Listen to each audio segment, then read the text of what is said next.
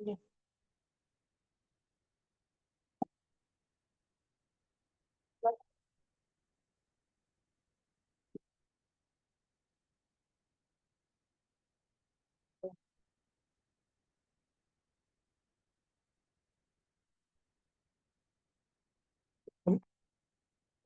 ¿Y tú te pones? ¿Y por qué?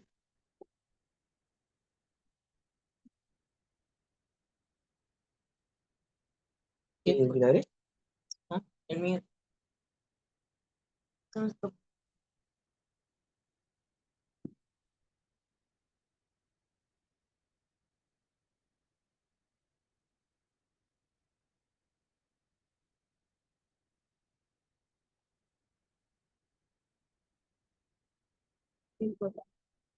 ¿Un peso? ¿Qué es?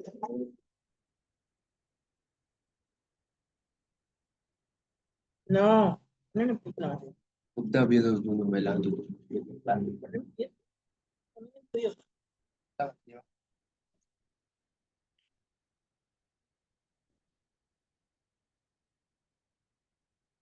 No, no, ajustó. Está en la heladera. ¿No me entiendes que sí, de ensalada? No.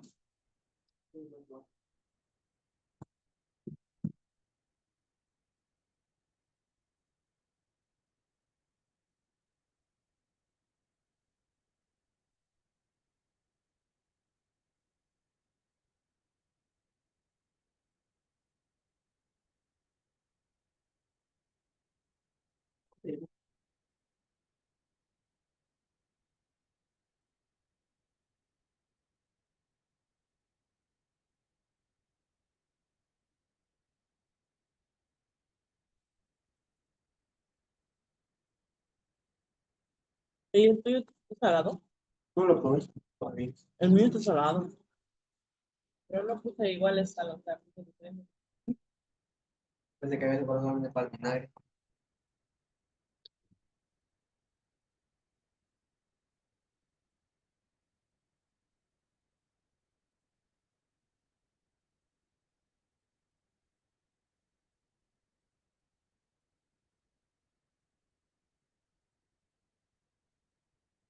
No, nada.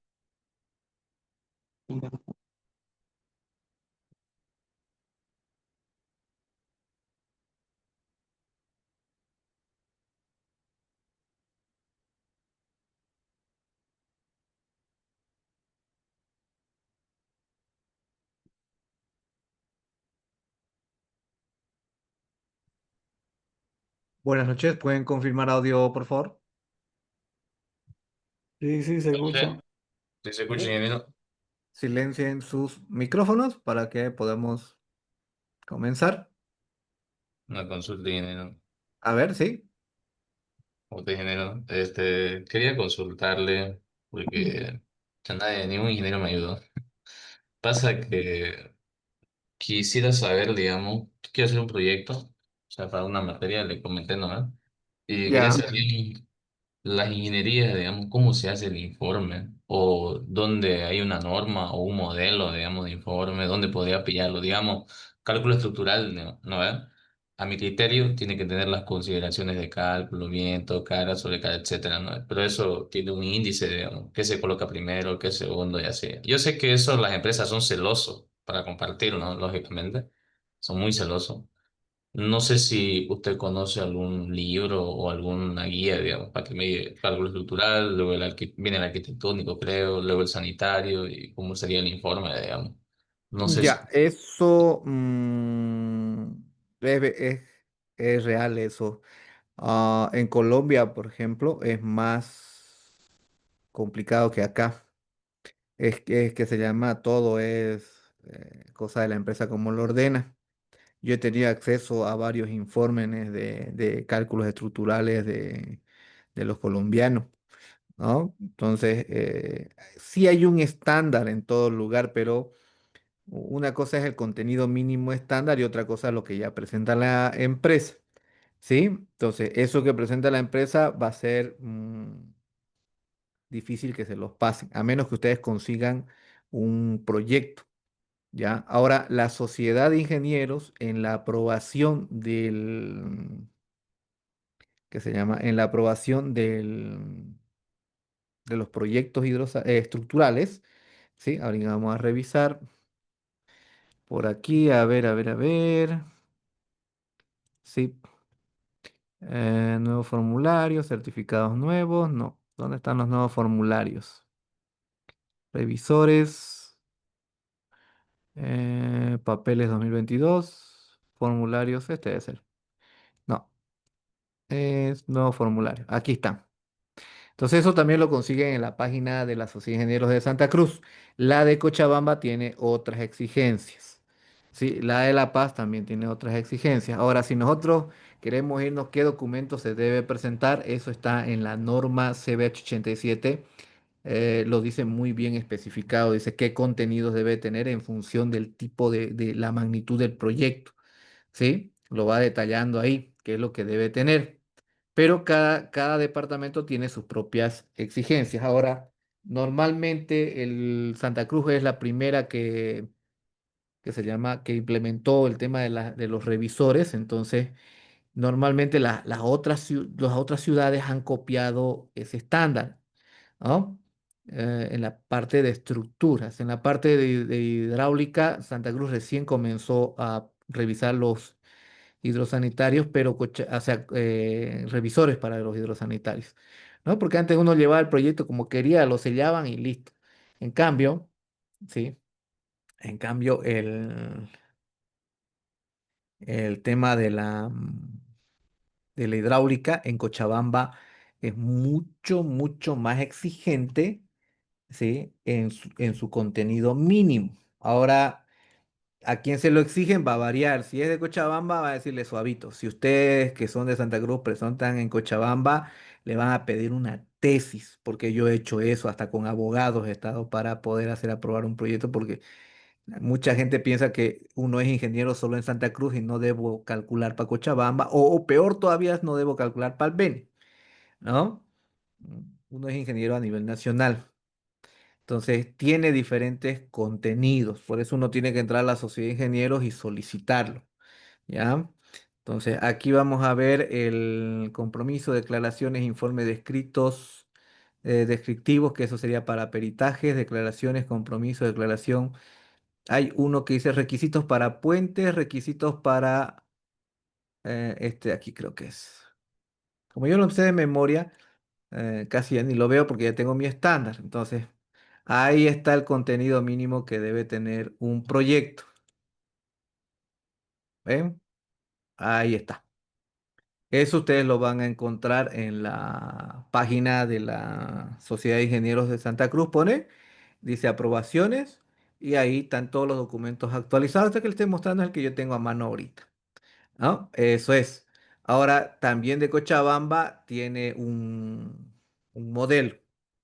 ¿Sí? Entonces hay un contenido mínimo a especificar, pero eso puede cambiar, pero este es el mínimo que debe tener, ¿sí? Sí, lo mismo para el hidrosanitario, etcétera, sería, ¿no?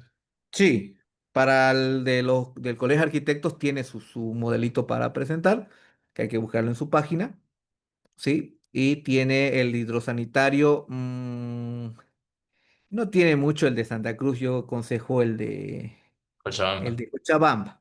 El de Cochabamba tiene el estándar de la renista, ¿no? Irónicamente, en Cochabamba la Sociedad de Ingenieros es la que revisa, o sea, la ABIS, la Sociedad Boliviana de Ingenieros Sanitarios, ¿sí? Ellos son los que revisan, ¿sí? Los de la ABIS son los que revisan. Luego de eso, lo vuelve a revisar en MAPA, CEMAPA, ¿sí? CEMAPA, que es el Sahuapac de Cochabamba. Es raro porque Sahuapac no le interesa sus instalaciones dentro de su casa. Sahuapac es responsable por hasta el punto del medidor. De ahí el medidor no se toca porque eso es de Sahuapac. ¿Sí? Eso es Sahuapac. Eso no se toca. De ahí para adentro es responsabilidad de uno. Igual que la CRE. Cuando hay un corte y ustedes llaman y dicen, no, está dentro de su casa. Sí, pero no puedo llegar ahí. Pues es su problema, no mío. ¿No? ¿sí? No es problema la CRE. La CRE es sobre la calle, no dentro. Entonces, tanto la CRE como Zaguapac tienen ese sistema. En Cochabamba es diferente. CEMAPA, que es el Zaguapá de Cochabamba, decide revisar todo internamente. Si un proyecto, nosotros consideramos que a la hora de revisar un proyecto hidrosanitario, me lo revisa la cooperativa de agua, vamos a decir, o la EXA, ¿sí? Ellos tienen que tener responsabilidad si sucede algo. ¿Por qué? Porque ellos lo revisaron. Tiene que haber consecuencias, tiene que haber responsabilidad. Por eso Zaguapac, la CRE, ellos no se meten. Ellos simplemente presentan su proyecto aprobado por la sociedad de ingenieros y ese es su problema. Nosotros vamos a asumir sus cargas. En caso que las cargas sean más altas y frega el transformador, yo se lo voy a cobrar. ¿Ven? La CRE me lo va a cobrar porque por mi culpa reventó el transformador, ¿no? Pero en Cochabamba es diferente. Ellos revisan todo, ¿sí? Y es complicado. Sí, es bien complicado. Hay gente que sí sabe, hay gente que no lo maneja muy bien la norma. Hay un caso interesante. Yo tenía un edificio de 7 pisos doble torre, y al final lo hicimos de 9 doble torre. Y me decía la encargada de ese mapa, mucho volumen de agua en su sistema contra incendio. Es que son 2 torres, le digo, tengo que poner sistemas, son dobles tanques, porque así se decidió hacerlo. Son 2 tanques cisternas y son 2 tanques elevados. Y necesito poner 2 sistemas contra incendios y cada uno con su volumen. Como tiene esa cantidad de pisos, necesito por lo menos 2 hidrantes al mismo tiempo. No, no, no, póngale uno, máximo 15 cubos, pero es que es mucha agua. Pero entienda, solo lo vamos a llenar una sola vez, o sea, se va a llenar al comienzo y eso no se consume a menos que haya un incendio. Claro que se va a recambiar, pero nunca se consume. No, no, no me interesa. O lo hace como yo le digo o no se aprueba. Entonces es complicado llegar a un entendimiento con personas que no entienden cómo funciona la norma. Sí hay gente que sabe. Ojalá que ya haya aprendido, ¿no? Sí, el personaje que me tocó esa vez. Porque ya me tocó otro en Cochabamba y sí, ese ingeniero sí maneja muy bien la norma. Entonces, el de Cochabamba es más exigente, tiene más puntos a cumplir, ¿no? Pero cada uno toma como un documento básico, como un contenido mínimo, vamos a decirlo así. Luego yo puedo poner un montón de cosas, ¿sí? En mi contenido que pueda enriquecer o ser más claros en la presentación de mi trabajo, ¿sí? Bien, esa es buena pregunta, porque cuesta, ¿cierto? Nosotros en mi trabajo tenemos un estándar, tanto para estructuras como para instalaciones. Si me llega una barda, que a mí me llegan bardas de garaje, o sea, bardas. Ni siquiera estoy diciendo churrasquera, porque las churrasqueras son un dolor de cabeza, ¿no? Pero cuando me llegan las tengo que hacer. Cuando me llega una barda, yo soy feliz con las bardas, ¿no? Porque las bardas son sencillas. Estamos hablando de las barditas con su techito, toda esa cuestión. Pero es barda, ¿no? Cuando me traen eso, o sea, es a pérdida, ¿no? A pérdida, pero lo tengo que hacer porque son mis clientes. Un día traerá una barda, otro día trae una casa, otro día da un edificio y otro día trae otra barda, ¿no? ¿Sí? Son así. Esa barda, y recuerdo que en la sociedad de ingenieros se hacían la burla porque me pidieron una con aprobación de la sociedad de ingenieros y se hacían la burla porque pagué el costo mínimo de aprobación y decían, ¿cómo vas a traer eso? El cliente pide que lo apruebe y el cliente es el que tiene la razón, ¿sí? Un solo estándar, ¿sí? Un solo estándar. O sea, por más que sea una barda, por más que sea una casa, por más que sea un edificio, si cobré barato, si cobré harto, si es gratis, porque nos toca hacer gratis para la de la iglesia, la policía, ¿no? Yo tengo que tener un solo estándar, ¿sí? Un solo estándar. Entonces, cuando tiene un solo estándar, o sea, uno no se hace flojo, vamos a decirlo así, porque tengo un amigo que en función de lo que cobra, él varía su presentación. ¿Sí? Varía su presentación y eso hace que uno pierda el ritmo, ¿no? Porque uno se acostumbra a sacar todos esos datos o todos esos planos, pero si 2 seguidos me toca hacerlo michi, vamos a decir, o poco detallado, ya el siguiente detallado me da flojera. Es mejor hacer un solo nivel de trabajo y con eso solucionar, o sea, presentar para todo, ¿sí? Presentar para todo. Entonces, cuesta al comienzo pero hay por lo menos los contenidos mínimos que se debe presentar. Es cuestión de ustedes que vayan buscando en la sociedad de ingenieros que les correspondan, pero recuerden, no todos son de Santa Cruz o los que son de Cochabamba ya saben dónde buscar, ¿no? Porque hay gente, mucha gente de Cochabamba y Tarija que está trabajando acá en Santa Cruz y nadie les hace dilema. Más bien se le colabora en lo que se pueda. ¿Sí? Bien. Entonces, ya hicimos ahora un ratito con su consulta de su compañero que está buena y ahora nos vamos a dedicar a lo nuestro en este avance del edificio de 14 losas son, ¿no? A ver, son 13 losas y una planta baja. Bien,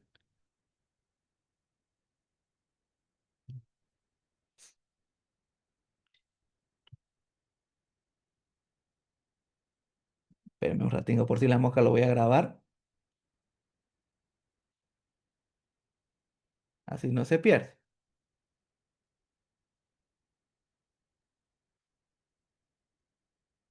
Y listo, ya estamos.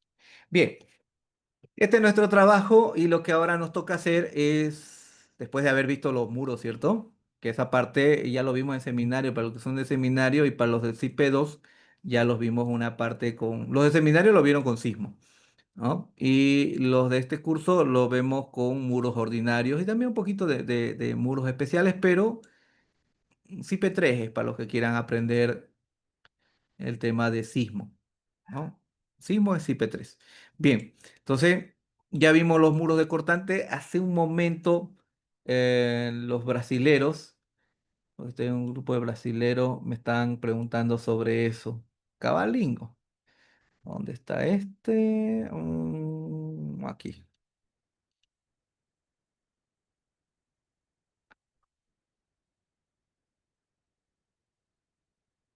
¿Podrá CIPE realizar cálculos en muros de corte? Y le pasé todos los datos, ¿no? Algunos se indignan porque les respondo en español, ¿no? Yo le digo, mejor que te responda en español que nadie te responda, ¿sí? Bien, entonces vamos a centrarnos ahora sobre las cimentaciones, ¿sí? Sobre las cimentaciones. Entonces, las cimentaciones, vamos a ver acá, y de entrada esto no va a dar con zapatas ni tampoco con plateas. ¿Podría dar con plateas un edificio de este taco, de este alto? Sí, puede dar con plateas dependiendo la capacidad del terreno, ¿no? El edificio más alto que yo he hecho con plateas es de 11 pisos, porque el terreno era bueno y también la distribución en planta era, o sea, era buena superficie tenía, así que no había problema en el reparto de carga sobre la platea, que ese será nuestro último ejercicio, no era dilema, ¿sí? Entonces puede tener platea un edificio dependiendo de la superficie de trabajo, ¿sí? La superficie que tenga de contacto con el terreno y poder distribuirlo. Que es el siguiente ejercicio. En este caso vamos a asumir que zapata no da, platea no da y por lo tanto nos iremos a la solución de cimentaciones profundas que son cabezales con pilotes. ¿Sí? Cabezales con pilotes. Ahora vamos a ver acá tengo uno. ¿Dónde estás? Que no te veo. Eh, Vamos a echar mano a una exposición que hice para Cochabamba. ¿Dónde está? Cochabamba, Cochabamba 2025. Aquí está. Este y este de aquí. Bueno, este es de las losas casetonadas, que eso ya lo hemos visto. Y técnicamente sería este. Pero este de acá, ¿qué es lo que sucedió? Ah, sí, este está bueno. Ya, este.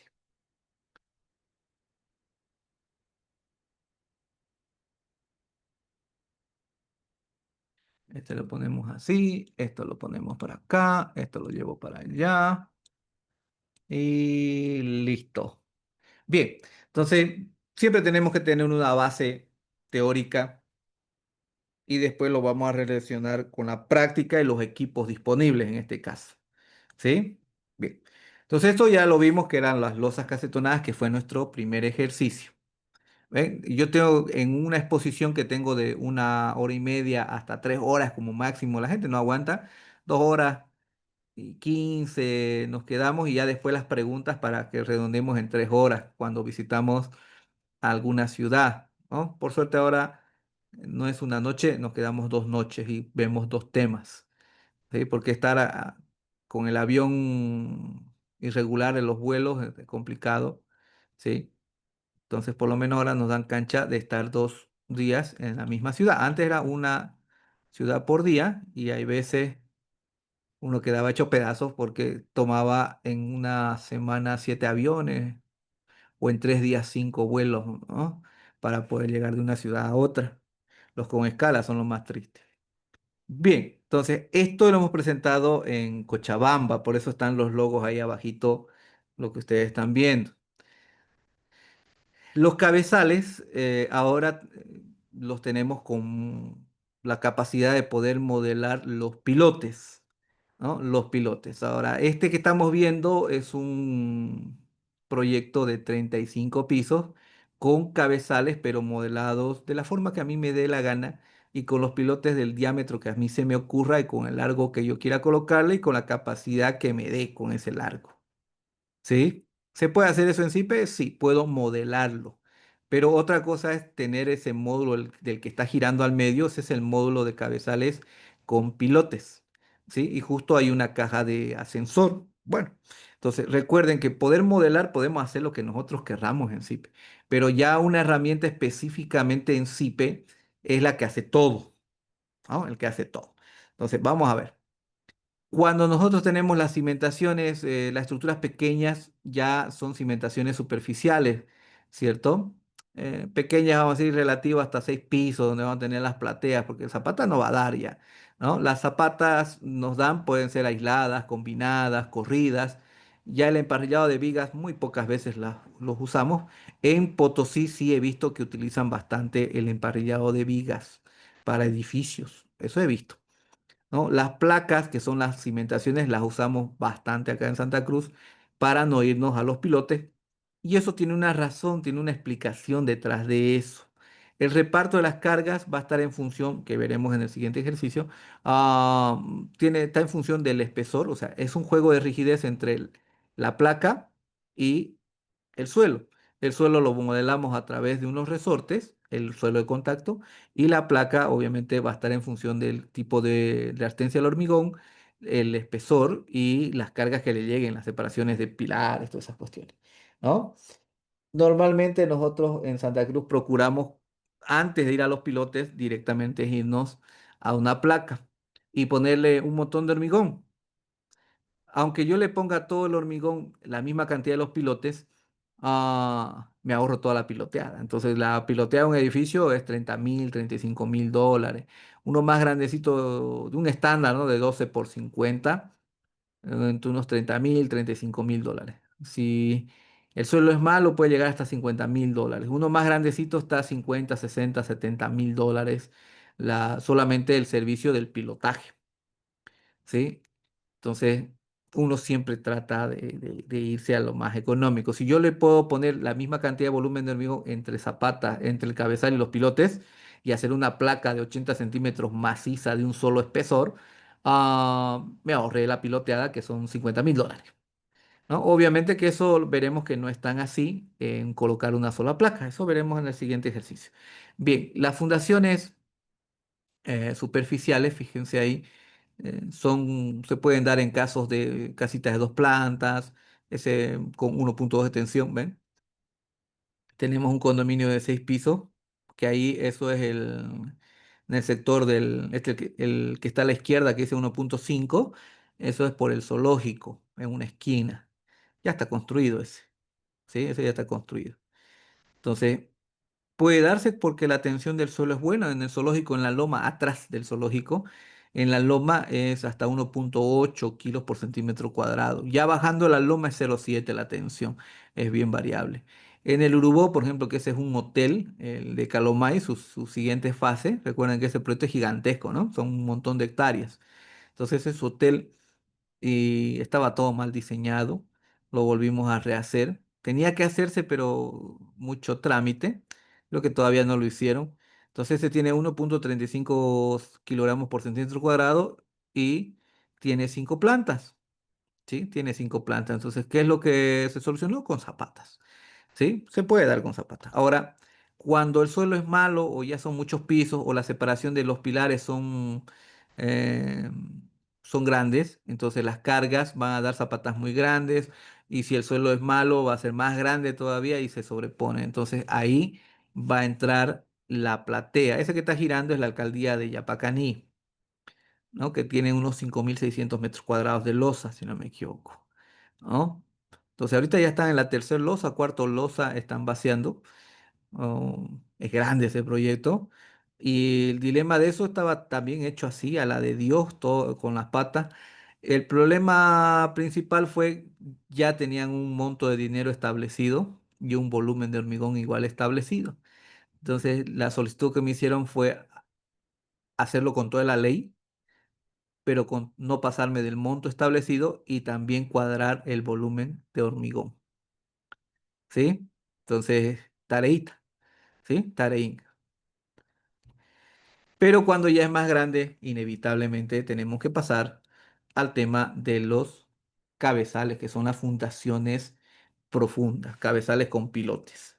Entonces, hay los prefabricados que se hincan y también tenemos los pilotes en situ, que hay diferentes formas de ejecutar. Los prefabricados también hay diferentes formas de ejecutarlos. Los prefabricados entran a golpe o por equipos de hincado o vibrohincado. El uno es hincado, que es a punta de golpe bruto. El vibrohincado es más controlado. Se ha probado las dos soluciones en tiempos antiguos, pero el hincado, que es golpe bruto, eso hacía fisurar de un solo golpe todas las casas alrededor. Se probó el vidrohincado, que es de menor intensidad, pero es más controlado, ¿sí? Igual funciona, pero igual generó fisuras, ¿sí? Fisuras. Entonces, la solución para hacer los pilotes y no hacerse tanto dilema con los vecinos era el lodo bentonítico. Eran los pilotes perforados en situ. Entonces, los pilotes bentoníticos tenían un problema, su capacidad por el tipo de ejecución que este tiene, su capacidad era poca. Otro es que como es regular la perforación con lodo, ¿sí? Se tenía un 50% de desperdicio. Entonces, eso es lo que nosotros teníamos. Encontrar un pilote de 30 toneladas de capacidad bentonítico con lodo y con equipos rotatorios con lodo como los petroleros. Mío, 30 toneladas. Y ayer le decía, no, si el mío tiene 70. ¡Y! Pero era 1,20 m de diámetro, ¿sí? Por no sé cuánto, más de 15 metros de profundidad. Entonces era un monumento al hormigón armado, pero de poca capacidad. Ahora, el proceso de la ejecución define también su capacidad. Existen los pilotes CFA de aquí no lo tengo, miren, fíjense. Aquí no lo tengo en este caso, el dibujito de las máquinas. Entonces hay los CFA, que son muchas máquinas que hay en el país. Son 3 o 4 empresas que tienen esos equipos, que son los taladros que nosotros vemos. Saliendo por la G77 encontramos, por el Cambódromo, encontramos los equipos ahí parqueados, ¿no? Las torres de perforación, esos son CFA. Por algunas empresas también encontramos el CFA. Pero existen también los de grandes desplazamientos, que son los FDP, ¿no? Y eso lo tiene una sola empresa, ¿ya? Una sola empresa. Los diámetros del FDP son pequeñitos porque son pilotes de gran diámetro, son muy buenos porque la máquina certifica la capacidad del pilote en función para que se entienda sencillo, en función del del esfuerzo de torque que se tiene en el equipo, certifica la capacidad, aunque es más complicado, ¿no? Pero vamos a decirle que la máquina, por el esfuerzo que hace al colocar el tubo, que es el que perfora, es un tubo, ya puede darnos el dato de una proyección de cuánto va a ser la carga del pilote. Por eso son pilotes delgaditos. Vamos a ver que es un inconveniente utilizar esos. Son muy buenos, ¿sí? Vienen testeados, pero tenemos una incompatibilidad con la norma. No estamos diciendo que no sirvan, simplemente que la norma no los cubre y nos da una desventaja importante cuando nosotros diseñemos los cabezales. Entonces tenemos que preocuparnos en hacer un cálculo óptimo entre los elementos que van en juego ahí, el cabezal con el pilote. ¿Sí? Y nos vamos a dar cuenta que el diámetro del pilote es muy, muy importante. Y diámetros chicos no es convenientes. Entonces, el FDP no es conveniente para nuestra norma que nosotros utilizamos, no es conveniente. Y lo vamos a justificar. ¿Sí? Lo vamos a justificar. Entonces, no es que digamos que es malo, sino que técnicamente la norma no los cubre y no nos da un procedimiento con el que podamos certificar que la fundación, todo el conjunto, funciona correctamente. ¿Ya? Que quede claro eso. Ahora, el módulo que vamos a utilizar es este, tipos de cabezales que tiene SIP. Viene definidos de uno, de 2, de 3, de 4, de 3 en línea, de M por N, de 5 cuadrados, de 5 en pentágono, de 6 en pentágono, de 6 en hexágono y de 7 en hexágono. No tiene más, ¿no? Pero ustedes van a decir, pero con el M por N, yo puedo hacer un sembradío de pilotes. Sí, así como el que está girando, que tiene 6 pilotes. ¿No? Es 2 por 3 hace 6. Entonces, este de acá, que estamos viendo, este de acá, este es el de N por M, ¿sí? Yo puedo hacer un sembradío de pilotes, pero tiene sus límites, ¿sí? Tiene sus límites y es muy, muy discutido ese tema, ¿ya? Es muy discutido ese tema. Entonces, vamos a ver acá, ¿sí? Que el módulo este módulo tenía unas verificaciones automatizadas.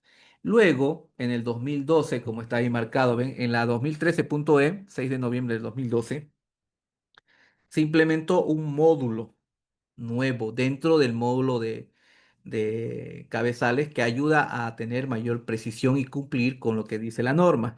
Este módulo es el Strut 3D, método por bielas y tirantes. Y actualmente en nuestra norma, la NB 1225001-2020, ¿sí? Y todas las que estaban, que es la A6318, establece la verificación de este modelo, ¿no? De este método, porque es por modelo de bielas y tirantes. Entonces, el Strut 3D, ¿qué hace? ¿Qué hace este módulo?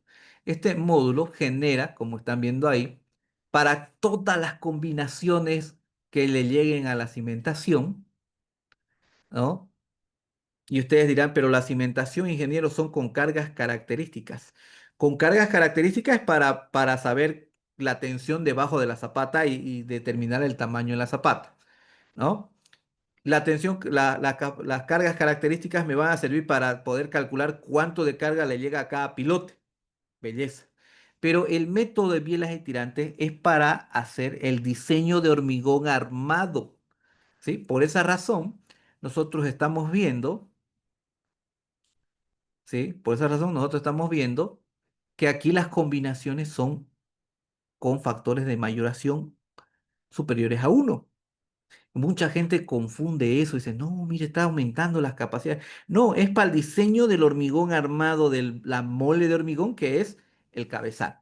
Entonces, esto se debería modelar a través de elementos finitos tridimensionales para poder entender cómo es el comportamiento de las tensiones que se está dando dentro de la masa de hormigón gigante que tenemos en el cabezal. Este cabezal no lo podemos simplificar como una barra porque no es, ¿cierto? No es correcto. Entonces, pero modelarlo por elementos finitos tridimensionales también es complicado. Muy pocos programas lo hacen. Y ustedes van a decir, yo puedo hacerlo en el Midas porque tiene modelos 3D de elementos finitos. Sí, belleza. Pero modelen toda la estructura y tenga todas las combinaciones, que en este caso son 28 combinaciones para este pilar, ¿no? Y carguen sus valores. Manualmente no lo van a hacer, se van a comer un montón y van a después decir, ¿qué se llama? Esta fue, esta no fue, esta fue. ¿Ven? A ojo, ¿no?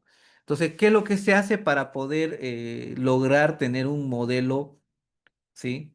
Aceptable, seguro?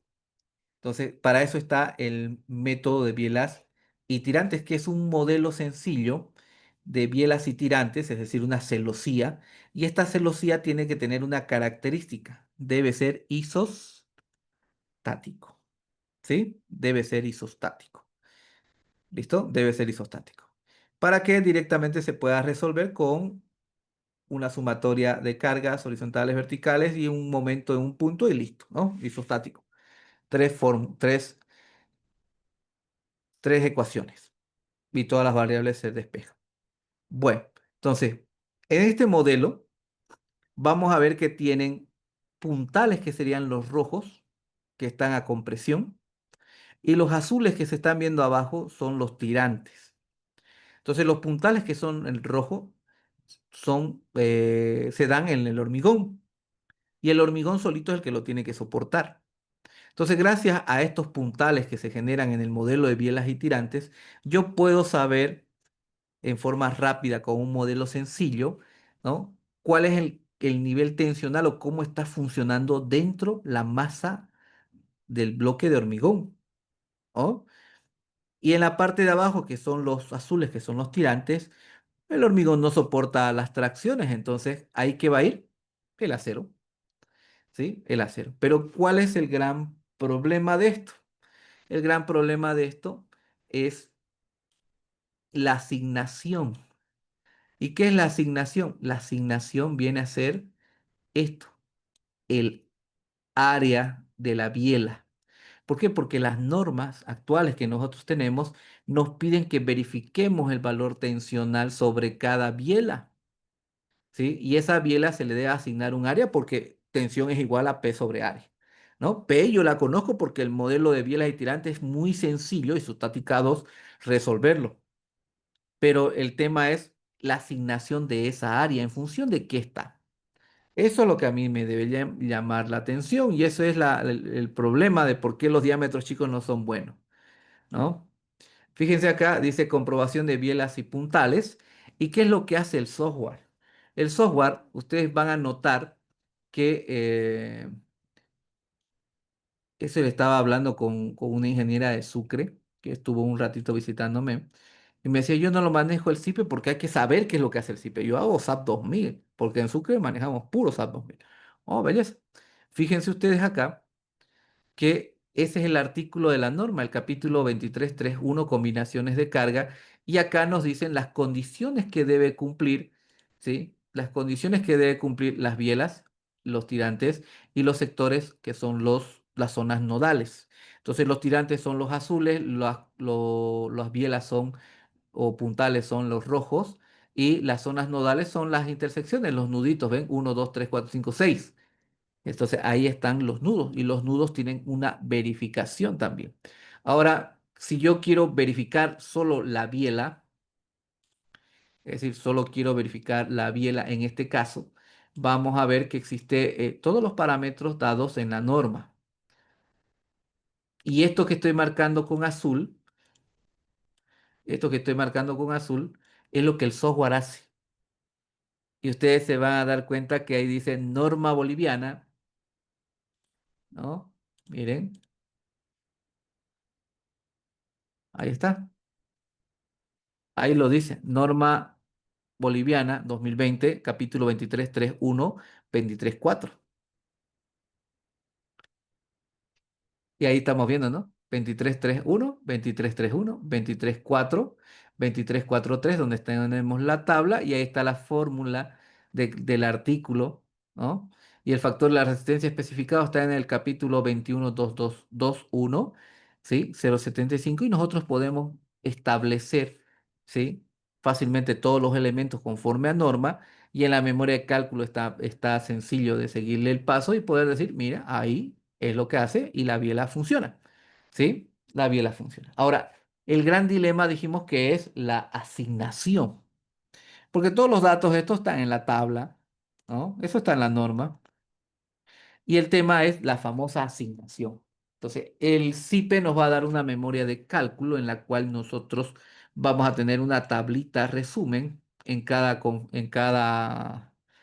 En cada verificación que hace por bielas, tirantes y nudos, hace una tabla, ¿no? Esa tabla que tenemos acá el que nos llama la atención es este, que sería el área de asignación. Esta de acá. Esta área de asignación va a estar en función de quién. Va a estar en función, ¿sí? Va a estar en función, esta, va a estar en función de la altura del cabezal, ¿sí? La altura del cabezal. ¿En función de qué más va a estar? Oh, va a estar en función del diámetro del pilote.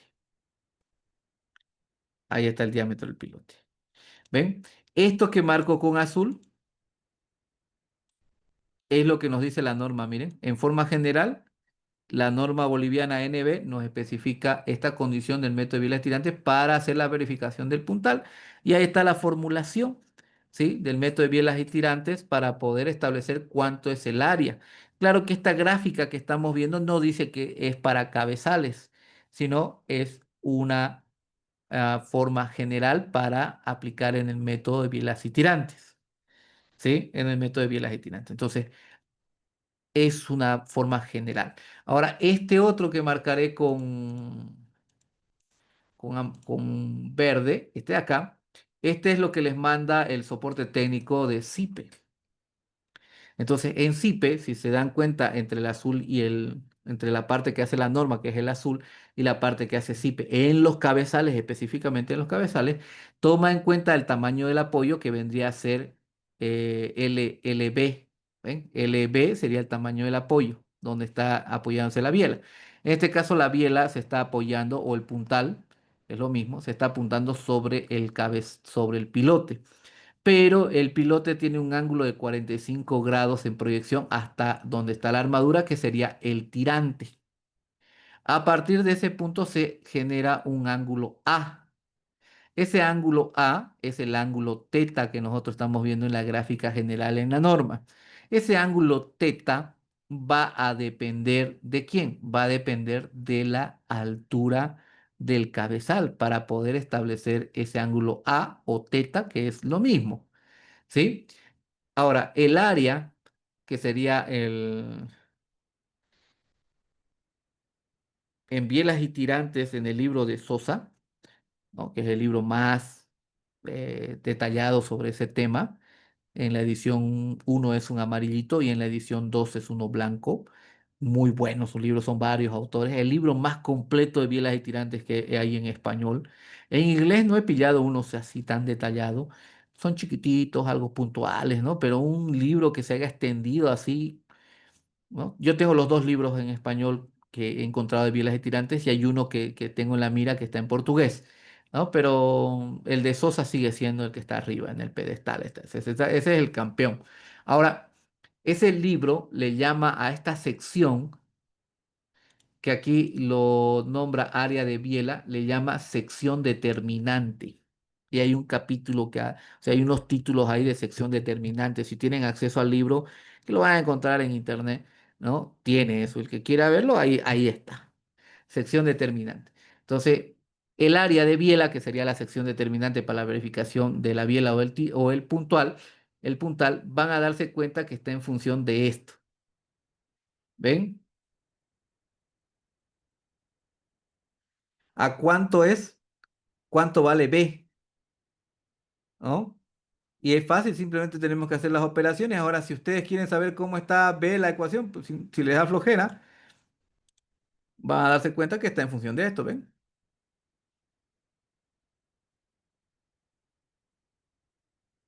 ¿Vieron?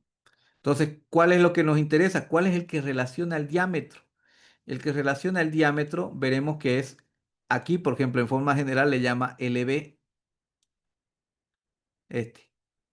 Para nosotros LB sería el diámetro, el tamaño del apoyo del pilote con la barra, con el tirante. Y aquí estamos viendo en la formulación cuánto vale LB, ¿sí? LB. Entonces, está sencillo. ¿De quién depende principalmente entonces? Del diámetro del pilote y la altura del cabezal.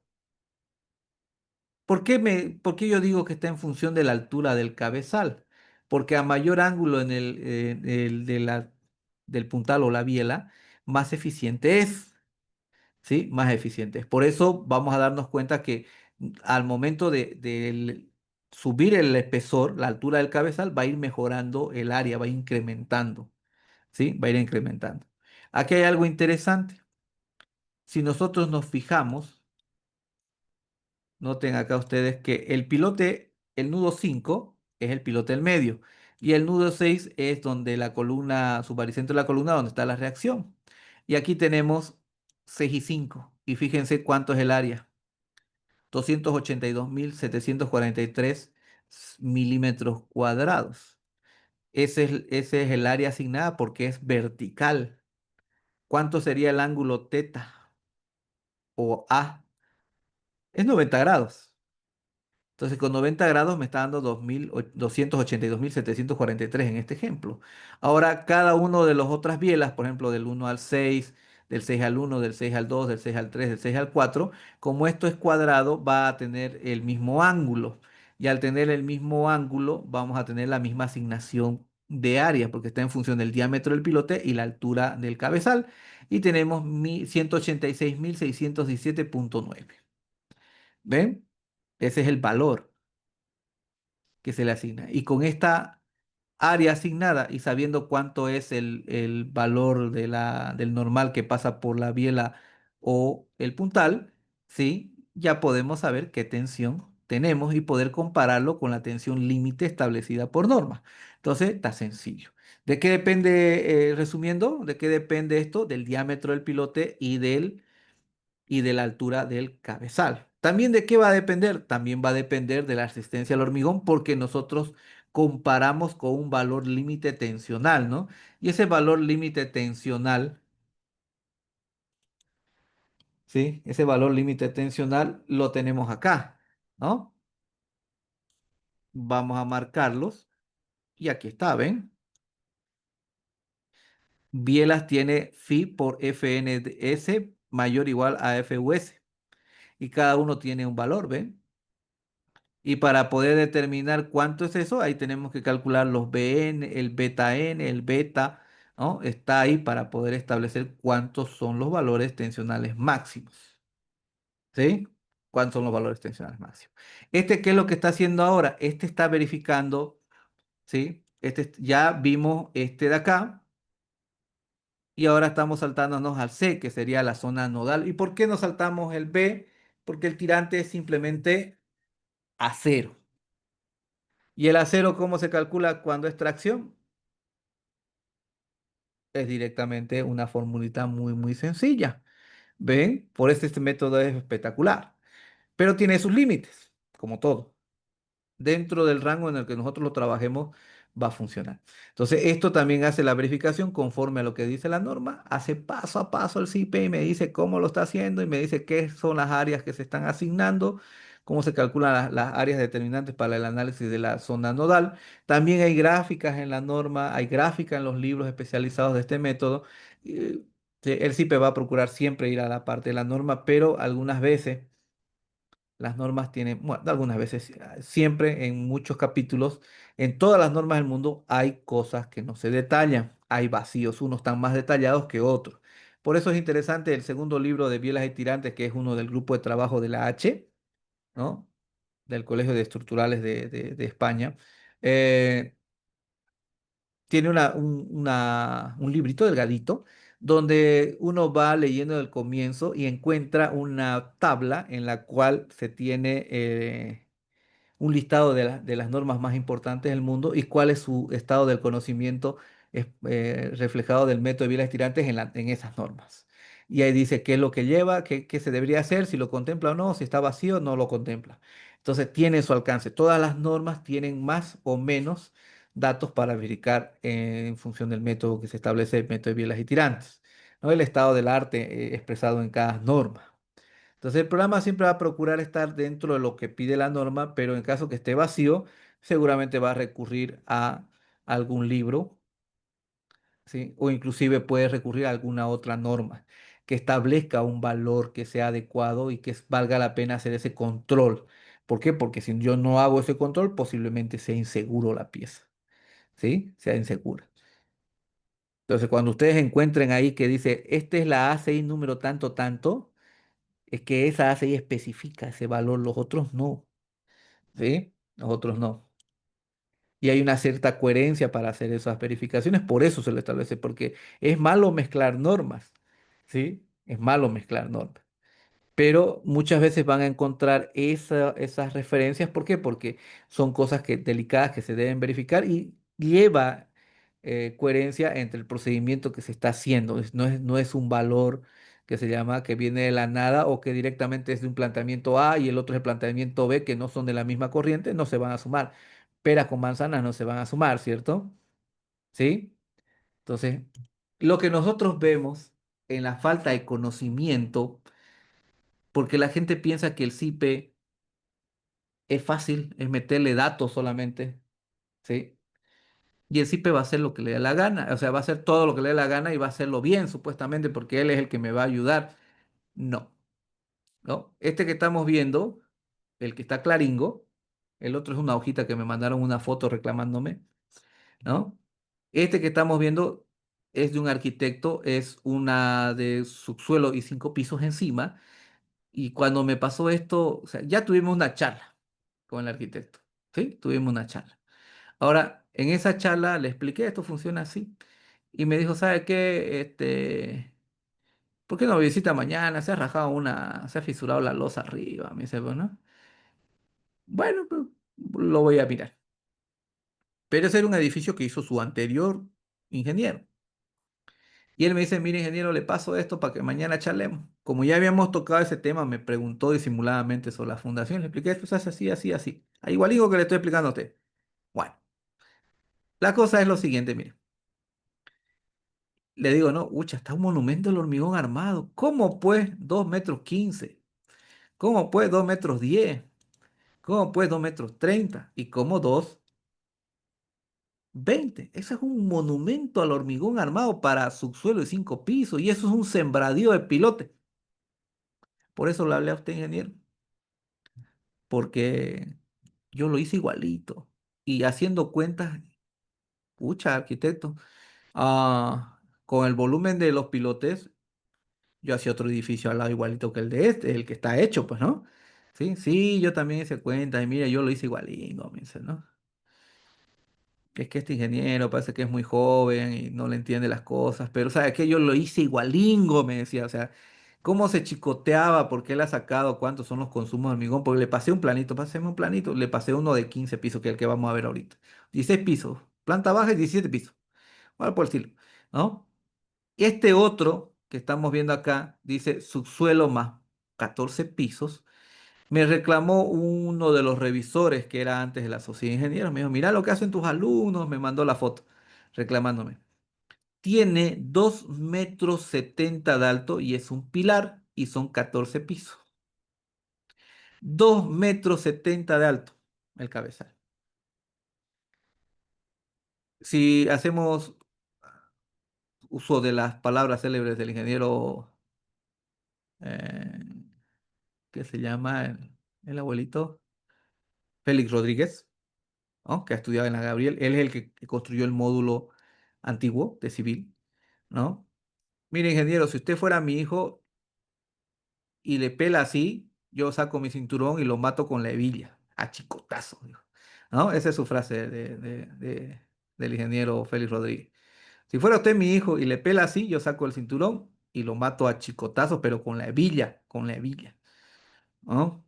Entonces, estas cosas de 2,70 m para 14 pisos y que tenga una columna es un desconocimiento total, ¿sí? Al igual que estamos viendo este que son 2,30 m para 5 pisos. A ese también hay que darle con la hebilla. ¿Por qué? Porque no estudian, ¿sí? Es algo bien sencillo que ustedes van a darse cuenta, ¿sí? No es tampoco, es que el ingeniero es súper inteligente, no, es que está pues 20 años también estudiando, bueno, no, es algo bien sencillo. Solo tienen que tener la curiosidad de ir a los libros que yo les cito. Inclusive les estoy diciendo, está en internet. Esta es la norma. ¿Ven? O está en el manual de CIPE. Bien, este es un ejemplo de 17 plantas y un subsuelo. Son 2 torres. ¿sí? Tiene un basamento, pero son dos torres. Entonces, este que estamos viendo he utilizado hormigones H30, H35 y H40. Bueno, hay unos que no detallé que son los del mediecito que son H25. Allá al fondo también tiene un basamento porque es irregular el terreno y allá al fondo tiene también H25 los cabezales y los pilotes. Bueno, ¿qué es lo que sucede con esto? Se darán cuenta que esto parece de niños porque está con colores, pero es mejor hacerlo así para que no se equivoque. ¿Sí? Para que no se equivoque. Entonces, por colores y grosores, los tenemos identificados que los rosaditos son H30, los verdes son 35 y los naranjas son 40. ¿Por qué usar hormigones de 400, de 350 y de 300, que es redondeando, ¿no? Ustedes saben que es poquito más, ¿sí? Que es un poquito más. Entonces, vamos a ver qué dijimos que era para verificar las tensiones: el diámetro del pilote, el alto del cabezal y la resistencia del hormigón. Entonces ustedes ya se están dando cuenta que juega en los cabezales la resistencia del hormigón. ¿Sí? Juega. Diámetros que estamos usando. Les dije que los FDP son buenísimos, lo hace una sola empresa en este pueblo, ¿sí? Pero lamentablemente con los parámetros que la norma nos da para hacer las verificaciones correspondientes en las bielas y en las zonas nodales, ¿sí? No cumple, porque diámetros muy pequeños hacen que la asignación de la biela sea pequeña, la asignación del área en la biela, y por lo tanto los valores tensionales dentro del cabezal no cumplan. Y directamente, ¿qué nos va a decir? Explota internamente, o sea, se fisura internamente y ya no vamos a tener la garantía de la transferencia de las cargas de la columna o del soporte hacia los pilotes, ¿no? Es raro ver eso porque está enterrado, pero ¿cuál es el problema? Ahí se dan asentamientos diferenciales, cosa que va a haber un problema de deterioro del cabezal y va a haber ese asentamiento. Inclusive hay un edificio, no la pensé por ese lado, Oringa pensándolo. Puede ser que si se ha hecho con pilotes muy chiquititos, se haya, las microfisuras del cabezal ya hayan hecho que el cabezal se haya deteriorado y esté fallando, ¿no? Porque hay un edificio que tal vez a ustedes ya les ha tocado, están en juicio ya ahorita, sí, se ha rajado toda la planta baja, primer piso, y estaba rajándose más, hicieron varios peritajes. Vinieron tres personas, tres ingenieros, a consultarme sobre ese tipo de fisuras el mes pasado. Hace 2 meses ya, ¿no? Pero el mes pasado vino el último. Yo le dije, hay asentamiento de las fundaciones. Le dije. Ese es el problema. Porque ya han hecho las verificaciones y la estructura está bien. El tema es, puede ser, esa parte no lo había tomado en cuenta. Puede ser que por el tema de que si tiene diámetros muy pequeños se haya microfisurado, ¿no? Haya fallado el tema de las tensiones del hormigón dentro del cabezal y el cabezal en sí esté fallando, no el pilote. ¿Ve? Puede ser eso. Pero tendría que cavarse para poder certificar si está dando ese problema o no, ¿no? Sería evidente. Como esta foto que les voy a mostrar, miren, miren, miren, miren. El arquitecto dijo que va a buscar al tipo responsable de eso y lo va a chicotear. Aquí, vamos a copiar. Le dije, hay que matarlo con la hebilla. A chicotazo, pero con la hebilla. Miren esta obra magnífica. Ahí tenemos la zapata. De ahí han sacado el tinglado, pero el capo lo que hizo fue hormigonar la parte de arriba con el piso y lo dejó en tierra, enterrado, en el acero en contacto con la tierra, enterrado, y eso se ha podrido.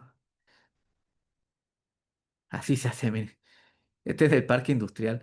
Van a hacer calculé una nave nueva, o sea, un galpón nuevo. Y yo le dije, va a haber ahí una zapata, se va a chocar. No, no, voy a hacer la medianera. Ya, belleza, sale.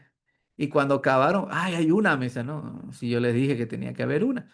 Pero mira la foto, me dice, no, fíjense la foto. Miren, criminal es lo que hizo el tipo esto. Lo ha enterrado, ¿ven? Desde el momento en que lo hizo, ni siquiera fue que eso estaba a flor de tierra y después nivelaron, ¿no? Lo construyó así, se quiso ahorrar 2 pesos, hizo el cuellito hasta donde está la zapata y de ahí lo dejó pelado y del piso que vació, recién lo hormigonó la columna de celosía de nuevo. ¿Ven? ¿Cuál es el dilema ahora? Hay que encamisar. Todingo. Y ese es un depósito que siempre está ocupado, me dice. ¿Ven? Hay cosas así, pero que no las vemos hasta que alguien las destapa, ¿no? Hasta que alguien las destapa para verla. Ah, mamiga, se querían morir ese rato. Esta semana me pasó. Ayer me visitaron, me acuerdo, todos a las, antes 5 de clase, sí me visitaron. ¿Sí? Antes 5 de clase. Bien, entonces, los diámetros que estábamos volviendo a nuestro caso hablando, o sea, la resistencia al hormigón es para ayudar en la verificación tensional de las bielas y las zonas nodales. El diámetro es para ayudar en la asignación del área, ¿sí? En la asignación del área, tanto en las bielas como en los nudos. Razón por la cual, para poder asignarle una buena área y no tener exagerado una altura de un cabezal de 2,70 m o 2,30 m para 5 pisos, ¿no? El otro era 14 pisos, tenía 2,70 m, ¿sí? ¿Qué es lo que hemos logrado acá? 130, 140 los rosados. 140, 150 los verdes. 150, 160, 220. 150, 160 serían los cabezales con columnas. Y el cabezal del ascensor tiene 2,20 m para poder trabajar con el cabezal y el ascensor. ¿Sí? Eso es lo que se hace si se dan cuenta. Todos dirían, ingeniero, pero ¿hay cabezales de 3 metros? Hay más todavía más grandes. Pero esos aplican pues a edificios mucho, mucho más altos. En el Brasil que hacen 40 pisos, 50 pisos, ¿no? Hay imágenes, yo la vez que lo busco no la pillo, pero sé dónde están esas imágenes. Está la escalera y la escalera es más, queda un poquito más abajo de la altura del cabezal y están armando el cabezal. En esos bloques de hormigón macizo ya se calcula inclusive la capacidad del hormigón a soportar las tensiones que se generan en retracción del hormigón en el momento del fraguado. Y ahí sí es necesario evaluar eso para poder definir las parrillas intermedias que se deben hacer en el cabezal, ¿no? Que no es una al medio, sino son varias que son intermedias, que ayudan que el hormigón pueda soportar en el momento del fraguado, cuando él está recién adquiriendo su elasticidad y su resistencia. Esas parrillas no son chicas, son barras de 20, 25 milímetros que se colocan para poder ayudarle al hormigón y que éste no se sobrefatigue en tensión y se fisure en el momento de que endurece, para que ustedes entiendan. ¿Sí? Por eso en alturas grandes ya llevan parrillas intermedias, no solamente las parrillas de tracción que están abajo. Bien, entonces estas alturas que estamos viendo, por ejemplo, el columna 14 pisos decía 2,70 m, columnas que tiene 17 plantas, esta cosa es de 150 a 160 centímetros. No, no tiene por qué tener 2,70 m para una estructura de ese taco, ¿no? Para lograr hacer eso, ¿qué es lo que hemos hecho entonces? ¿Qué es lo que consideramos?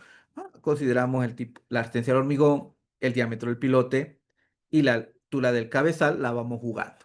¿Sí? La vamos jugando. Eso es lo que nosotros vamos a ver con el cabezal. ¿Ven? Arma completo. Esta imagen que ustedes están viendo ya no lo hace así, ya no le muestra los pelitos del ascensor, ¿sí? Ya no lo muestra. Solamente muestra el cabezal, ya no lo muestra la... No sé por qué lo habrán hecho eso. Esperemos el nuevo editor de cimentaciones que sale en diciembre, a ver cómo es la nueva interfase y ver si lo detalla o no lo detalla, ¿no? Esto es lo que vamos a aprender, ¿sí? Esto es lo que vamos a aprender. Ahora, ¿qué más vamos a hacer en esta partecita de este ejemplo del edificio? Hay un nuevo módulo, ¿sí? Bueno, son varios módulos, son tres. Uno es pilotes uno, 2 y 3. Pilotes uno hace el cálculo de la capacidad de carga de hundimiento, es decir, la capacidad vertical del pilote, pero es la capacidad geotécnica, donde yo tengo que definir, como se ve acá, tengo que definir el perfil del suelo, ¿sí? El perfil del suelo para poder establecer que se llama la capacidad. Ya le diré cuánto de diámetro tiene y qué largo es para poder tener cuánto es la capacidad del piloto y puedo ir tanteando automáticamente. ¿Bajo qué teorías hace eso, ingeniero? Porque si estamos hablando de mecánica de suelo, hay un montón de métodos, ¿cierto? Nosotros no tenemos una norma específica sobre el tema de fundaciones, menos todavía sobre geotecnia. En geotecnia vamos a ver que está la hay un nombre rarito, tiene aquí, ahorita lo busco. Sí, ahorita lo busco y lo pillo. Trabajos. eh, ¿Dónde está esa bendita norma de cimentación, de mecánica de suelos es? Mm, Seminario, CIPE, Colegio de Civiles, ¿no? Claves, papeles de la universidad, Sociedad de Ingenieros, certificados, visados. Uy, justo que lo busco, no lo pillo, qué desgracia.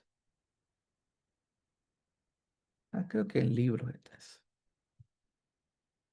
¿Eh? Y no lo pillo.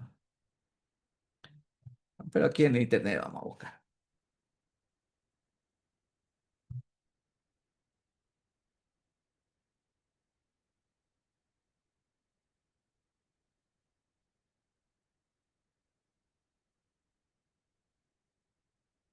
Aquí está. Oh, hay una nueva, miren. Ah, hay una nueva. Y mire, estamos de suerte. Norma de Estudios Geotécnicos, la NBEG 2025. Y fíjense la fecha de actualización. Auringa, mire. Ayer lo publicaron. ¿Ven? El Ministerio de Obras Públicas de hacer esto. ¿Ven? Aquí está. Ah, Auringa me lo voy a bajar. Respuesta a consulta técnica y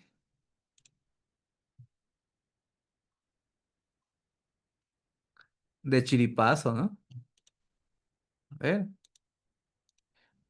Ah, ya tiene otro modelito. El ingeniero Efraín nos estaba comentando sobre esa norma. La Sí, trabajaste ya hace tiempo, sí, sí.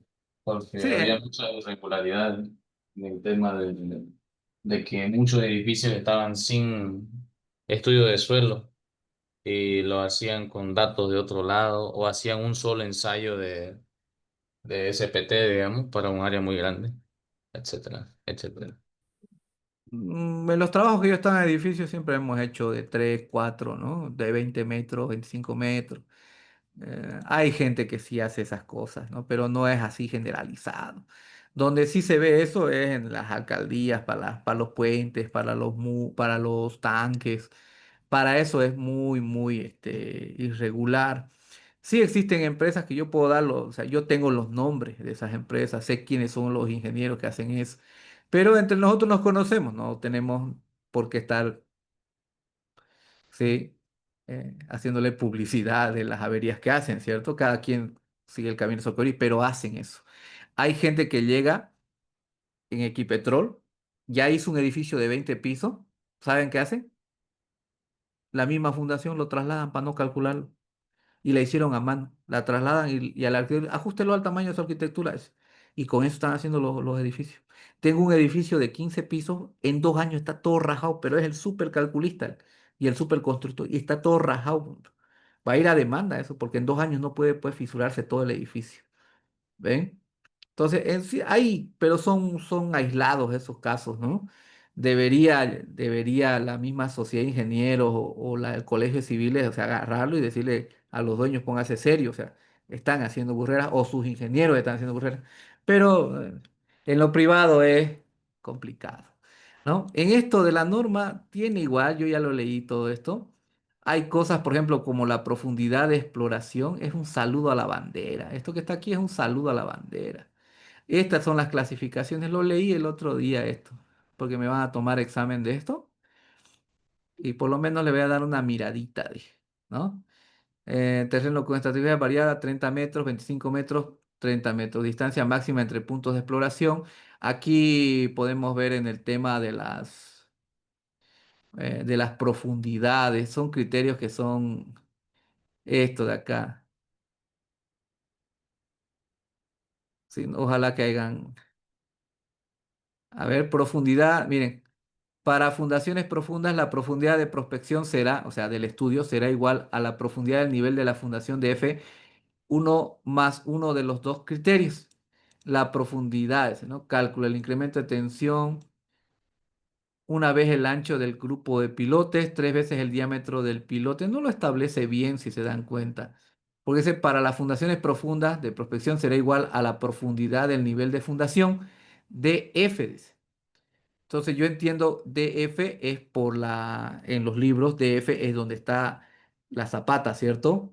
O donde está el cabezal y de ahí abajo crecen los pilotes. O en este caso no veo el grafiquito que me diga DF es de donde terminan los pilotes para abajo, ¿no? Porque aquí se ven tres veces el diámetro del pilote aislado. Puede ser eso, ¿no? Que hasta abajo esté explicando, pero deberían poner un dibujito que diga, mire, este es el DF para zapatas y este es el DF para cabezales, para fundaciones profundas. Esas son cosas que deberían especificarse acá en la norma. ¿Ven? Sigue estando lo mismo, ¿no? Vamos a bajarlo, nos lo vamos a llevar acá porque le voy a dar una miradita a ver qué cambió entre el que estaban haciendo el intento y el que se está aprobando, porque este creo que ya está aprobado, ¿ven? Falta la renisda que me dijeron que ha habido un conflicto y que va a tardar un poco más. Pero en fin, vamos a nuestro caso. ¿Sí? ¿De dónde viene ese criterio de tres veces el diámetro? Ya lo estamos viendo acá. Entonces, nuestro país no tiene una norma específica que diga qué hacer con el cálculo. Simplemente es de estudio geotécnico, no de cálculo. Del estudio geotécnico para saber sus características del perfil del suelo que vamos a utilizar. Pero los europeos, como el caso de los españoles, en su código técnico de la edificación y en el documento básico CEC, que sería seguridad estructural de cimientos o de cimentaciones, tenemos el capítulo 5 que son cimentaciones profundas. Entonces, en el capítulo 5 me muestra cómo yo tengo que establecer, ¿sí? las teorías necesarias o el procedimiento para calcular la capacidad de carga geotécnica del pilote, ¿sí? Entonces no puedo yo en España agarrar la que a mí se me cante, ¿no? Yo tengo que agarrar lo que dice la norma. Entonces lo que dice la norma es que me muestra que hay pilotes que trabajan, son pilotes flotantes y pilotes que trabajan por punta. Entonces los que trabajan por fricción y trabajan por punta. Ahora, la capacidad de carga de hundimiento, fíjense que tiene criterios básicos y ahí nos dice que es uno por fricción y otro por punta. Y van a darse cuenta que de aquí viene el detalle del trabajo, el por qué se debe calcular. Entonces, DF, para el entender de las personas que tienen práctica en cimentaciones, DF tiene que ser aquí. O sea, del cabezal, de donde está el cabezal, hasta donde termina el pilote. Eso es el DF. ¿Ah? DF, en mayúscula DF, así. DF. ¿Por qué? Porque en la norma que acabamos de ver dice tres veces el diámetro por debajo del DF. ¿Por qué se utiliza el tres veces el diámetro?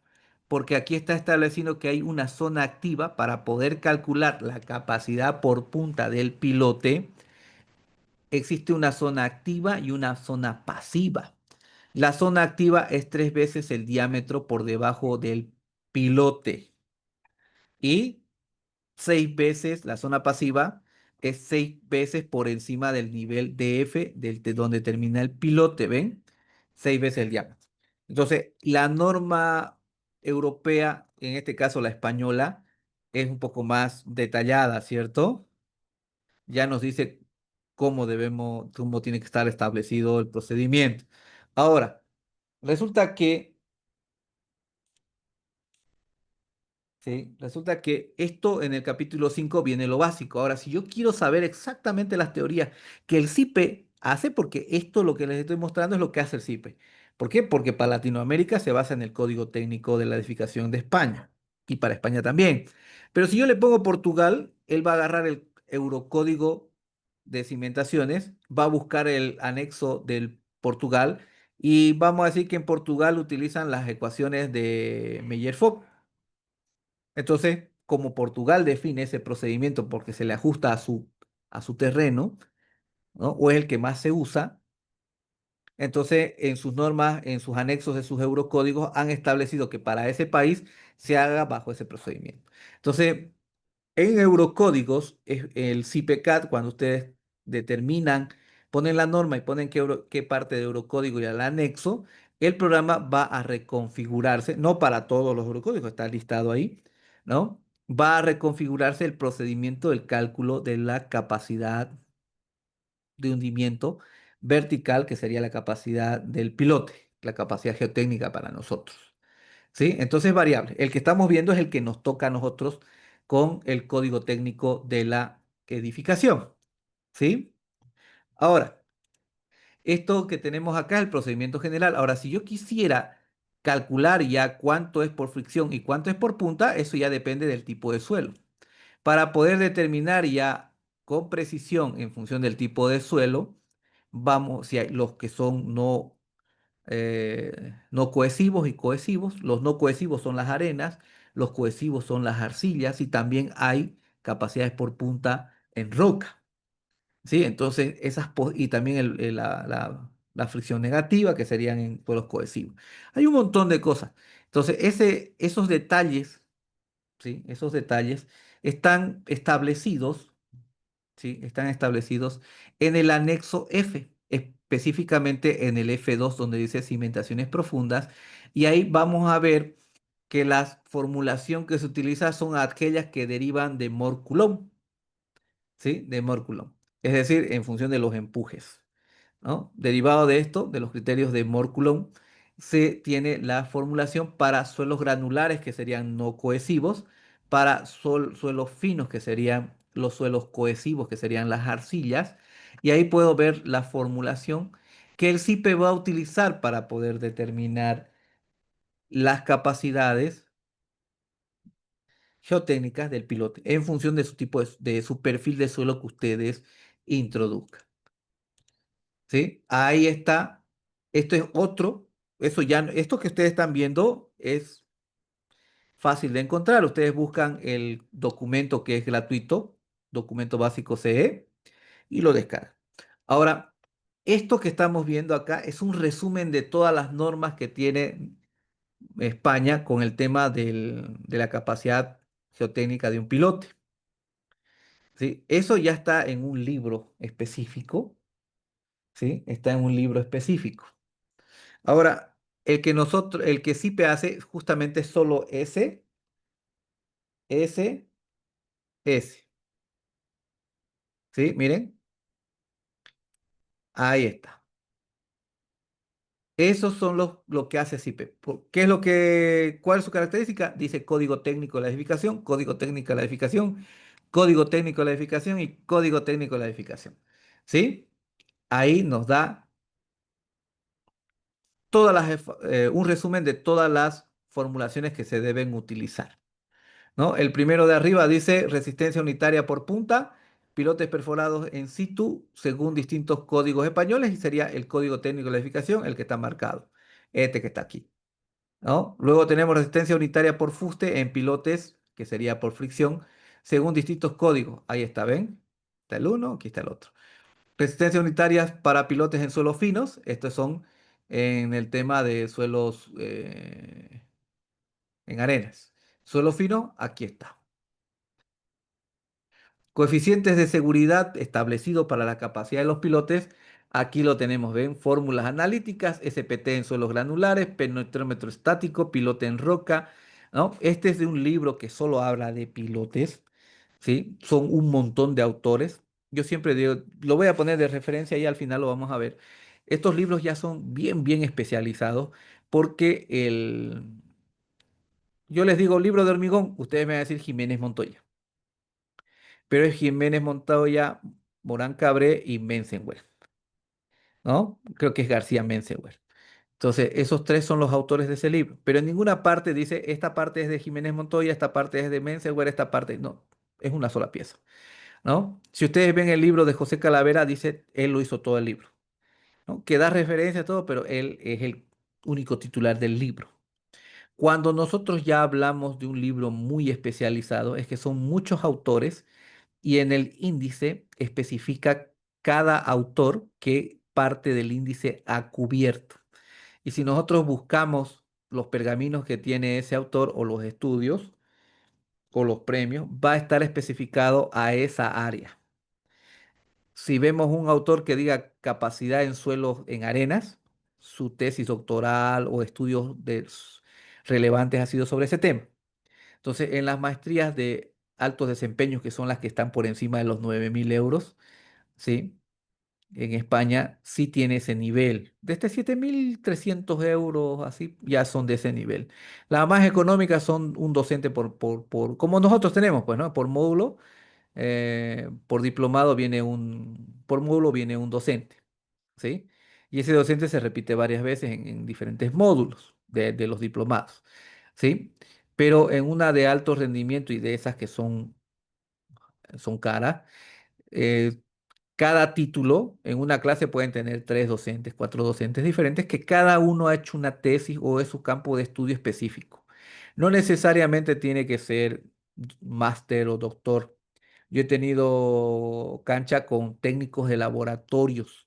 Entonces no son doctores, no son máster, pero o sea, nadie le va a ganar en el tema que ellos dominan, ¿no? Claro que detrás de eso ellos tienen respaldo, ¿no? Tienen estudios que ellos han elaborado, premios, todas esas cuestiones, ¿no? No necesariamente tienen que ser doctores o máster, ¿no? En otros países no discrimina.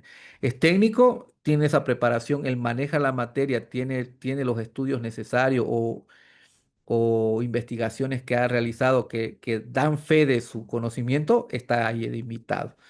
Yo he tenido casos así, ¿ya? Entonces... En este libro de donde he sacado esto, tiene así, cada parte, cada capítulo especifica qué autor ha hecho ese tema, ¿no? O esa partecita del capítulo, quién lo hizo o cuántos lo hicieron. A eso, cuando piden libros así, son ya estado del arte, o sea, lo han estudiado de pies a cabeza y son libros de los mejores que pueden encontrar, de los mejores, porque esos tipos toda una vida le han dedicado a ese tema y lo van plasmando en un libro que lo vamos a tener así resumidito como el que estamos viendo, ¿no? No está tan resumidito porque ahí viene todo detallado, solo que yo extraje las tablas para que se pueda ver el resumen. ¿Ya? Ahora, ¿qué es Pilotes 2? ¿Sí? ¿Qué es Pilotes 2? Pilotes 2 viene a ser la comprobación estructural del pilote, donde ya se sabe cuánto de largo es, qué diámetro tiene, qué carga le llega, y lo que hace es calcularlo como si fuese una columna.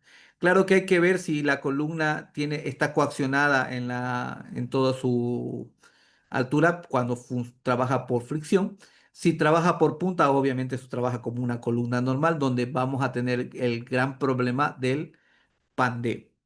¿Sí? Del pandeo. Ahora, ¿qué interviene acá en la resistencia del hormigón, por ejemplo? Porque cuando yo defino un pilote, ¿sí? Cuando yo defino un pilote en este nuevo módulo, me va a preguntar la resistencia del hormigón. ¿Sí? Me va a preguntar la resistencia del hormigón. Y el tipo de acero, miren, eso yo lo saqué de la página directamente, no lo configuré ese, ¿no? ¿Por qué dice H25 y acero 4000? Porque es de los españoles. Pero, ¿por qué tengo que especificar la resistencia de los materiales? Porque en el proceso de ejecución, el hormigón está en contacto con la tierra, se contamina, pierde sus bondades, vamos a decir así. Una cosa es vaciarlo en un molde de madera, que es lo que nosotros hacemos para los edificios, que otra cosa es meterlo dentro del terreno que no lo vemos, ¿no? No lo vemos. y que mientras se está piloteando, se está vaciando, o sea, o se tarda, hay hartos inconvenientes. Entonces, el H25 no lo tenemos certificado. Que usamos H25 está bien, pero las normas toman en cuenta todo este juego de si hay contaminación o no, si pierde con el contacto con el terreno, pierde agua porque el terreno lo va a chupar, ¿no? Todas esas cuestiones hacen perjudicial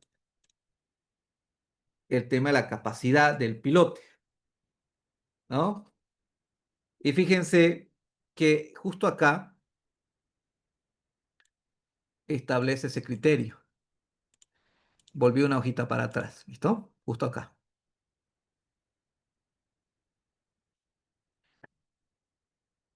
Hincados, tipos de pilotes, valores de tensión máxima de trabajo de pilotes para el cálculo del tope estructural. Eso nosotros no lo estudiamos ni nos los presentan, el famoso tope estructural. Cuando hablamos del tope estructural, es la capacidad máxima en tensión que puede soportar un pilote como elemento estructural. Esto yo lo había visto en España, pero lo usé en un peritaje donde falló la resistencia al hormigón y yo era parte de la supervisión, ¿no? Era como era un proyecto grande, yo era el estructural de supervisión, ¿no? Y yo era supervisor de estructural, había supervisor del hidrosanitario y había ¿qué se llama? Cuando hay un montón de supervisores, hay uno que es ¿qué se llama el que dirige toda la carretera? ¿Tiene un nombrecito? ¿Quién me ilumina con eso? Porque hay director de obra y hay uno más arriba que director de obra, ¿no? Cuando un proyecto es muy grande, hay un coordinador que tiene un nombrecito. Se me fue de la lengua, en la punta de la lengua lo tenía eso. Yo he tenido una vez ese cargo, pero en un pavimento. No me acuerdo, ¿sabes? Había uno que era el jefe nuestro, ese cargo tenía, ¿no? Que era el dueño de la empresa supervisora, ¿sí? Entonces hay director de obra y hay uno que... Superintendente, es el superintendente. Superintendente de la supervisión, ¿no? Y hay superintendente de la carretera. Ese tiene varios directores de obra en función de los tramos y ellos ya tienen sus diferentes, ¿sí? Ingenieros de producción de ripio, hay un montón de encargados. Cuando los proyectos son grandes, siempre hay un superintendente, ¿no? En este proyecto falló el hormigón. Pero la falla no fue de la empresa, fue la empresa de premezclado que lo trajo trucho. Técnicamente fue eso, trucho. ¿Por qué? Porque las probetas son las que fallaron. Nosotros no damos fe de la resistencia al hormigón cuando está abajo, pues, ¿no? ¿Sí? Sacamos del mixer antes de vaciar y esas probetas son las que fallaron. Entonces, ¿qué es lo que mi jefe me decía? Porque yo era la supervisión. Hay que sancionarlo. ¿Con cuánto? No ha cumplido. Hay que sancionar con el 25% porque no cumple con el 25% de la resistencia al hormigón. Bueno, si le sancionamos con el 25% del hormigón de los pilotes, son 300 pilotes. Entonces ya la empresa no gana un peso, pues, ¿no? Se van a ir a juicio. Usted cobra por el avance de obra, pero la supervisión cobra por eso. Todos cobran en función de planilla, pues, ¿no? Entonces, si usted le hace eso, esta obra se va a ir a juicio y vamos a estar años así. A mí me vale porque a mí me invocan solo cuando necesitan al supervisor de estructura. Entonces, no nos perjudiquemos. Ni a nosotros, ni a ellos. Lo que yo voy a hacer como especialista en supervisión en estructuras, voy a hacer el cálculo. Como hormigón armado, obviamente ya sabemos cuánto ha fallado, porque no cumplió el contrato y tiene que haber sí o sí una sanción económica. Llamada de atención y sanción económica. Pero voy a revisar cómo funciona el elemento estructural que es el pilote. Entonces, ¿qué aspecto? Bajo el tope estructural. Entonces, no debe salir el tope. El que ha diseñado este edificio, ¿sí? De esta institución, tiene que saber qué es el tope estructural. Si no, el diseño de antemano está mal. Entonces, el tope estructural es como dijimos, que el hormigón está en contacto con el suelo, hay suciedad, hay contaminación, pierde agua si el suelo se lo chupa, ¿no? Entonces, ¿qué es lo que se busca? No se trabaja con la resistencia máxima del hormigón. El H25 no se topa con el H25, sino que se reduce. ¿Sí? Se reduce. Y ahí nosotros estamos viendo, fíjense que para hormigón pretensado o postensado, el 30% de FSK menos el 0,9, ¿no? Hormigón armado, el 30% de FCK. Es decir, que el tope estructural en la capacidad que le llega al pilote se determina en función también de ese porcentaje de la resistencia al hormigón con la sección del pilote que va a tener. No puede pasarse ese valor. Por eso se le llama tope estructural. Por ejemplo, en hormigón armado, en hincado, es el 30% del FCK si estamos hablando de norma española. ¿Sí? ¿Se entiende cuánto es lo que se está, qué es lo que se está haciendo? ¿No? El 30%. Entonces, 255 por el 30%, ese es el valor de la resistencia del hormigón por su superficie del pilote. No debe pasar esa capacidad, la carga del pilote, la carga geotécnica del pilote. Entonces, si no supera eso, con una bajada de tensión del pilote no debería haber problema. ¿Sí? No debería haber problema. Entonces, lo que hemos hecho nosotros fue calcular de esa manera y poder ver que realmente sí había una bajadita, pero solamente daba, ¿no? Recomendamos un 2%, 2,3% de sanción, ¿no? De sanción. Para que la obra siga. Pero mi jefe dijo, no, no, no, no, 25% tiene que ser. Ah, claro, él tiene que ser así, ¿no? Porque después tienen que ser amigos, discutirse y después abuenarse y ser amigos, ¿no? Ustedes ya entienden. Entonces, belleza, yo ya di mi informe, es ese valor, del 2 al 2,5%. Entonces, en este tema del cálculo del pilote, se toma esa consideración, ¿listo? Se toma esa consideración para su análisis, ¿ya? Y el otro, que sería pilote estrés, ¿sí? Este que es piloto estrés, lo que hace es calcular, ¿sí? Su capacidad para absorber cargas laterales. ¿Cuándo se hace eso? ¿No? Esto ya es un análisis no lineal que se tiene que tener el OpenSys habilitado en CPCAT para poder determinar este parámetro, este valor. ¿Cuándo se hace? Cuando las cargas del viento son importantes o cuando hacemos un diseño sismorresistente para poder certificar el trabajo adecuado de la cimentación, que la mayoría son de seminario, entonces ya han debido ver esto en el módulo de cimentaciones, ¿sí? En el módulo de cimentaciones, el tema de cómo se debe calcular. Ahora, dijimos que cuando las cargas sean importantes, lo normal que nosotros vamos a tener es que calculemos con viento, ¿sí?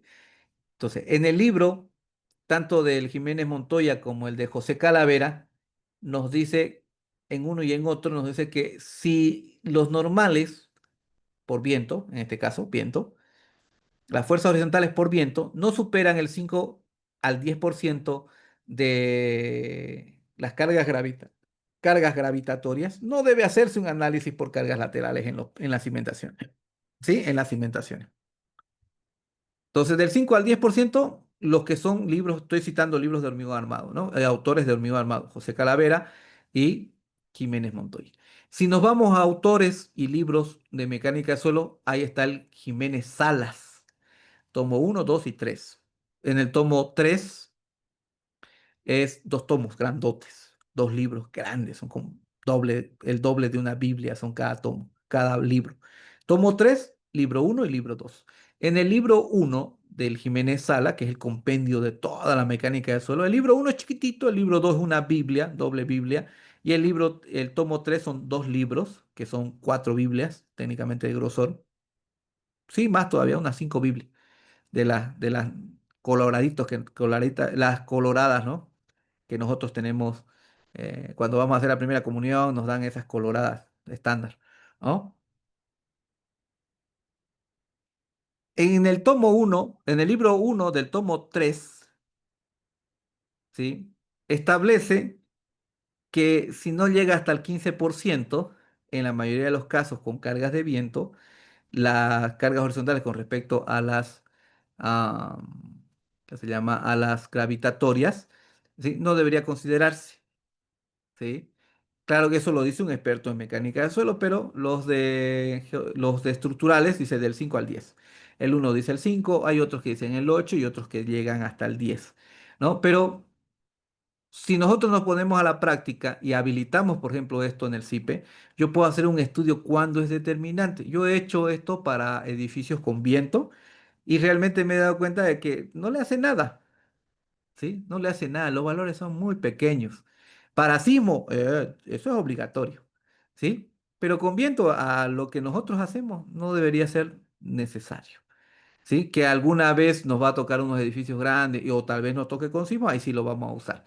Entonces, esto es la capacidad que tiene el pilote para absorber cargas horizontales. ¿De qué va a depender? De más parámetros de la mecánica de suelo, ¿sí? Más parámetros de la mecánica de suelo. Ahí está, ¿ven? Análisis de estabilidad lateral de pilotes, consideración de distancia entre puntos de momentos nulos como longitud de pandeo mínima. Puntos nulos. Es decir, que aquí yo no tengo que considerar la longitud de pandeo directamente. El software calcula en función de los puntos nulos a lo largo de los momentos. Él va a determinar que esa es la longitud de pandeo para estudiar el armado del pilote. Y aquí estamos viendo, ¿sí? Aquí estamos viendo, son edificios en Santa Cruz que se han solucionado con soluciones lógicas. Viendo todo lo que hemos explicado, puedo llegar a hacer algo decente, ¿no? Puedo hacer coherente mis diseños y mis cabezales no son un monstruo, ¿sí? No son un monstruo.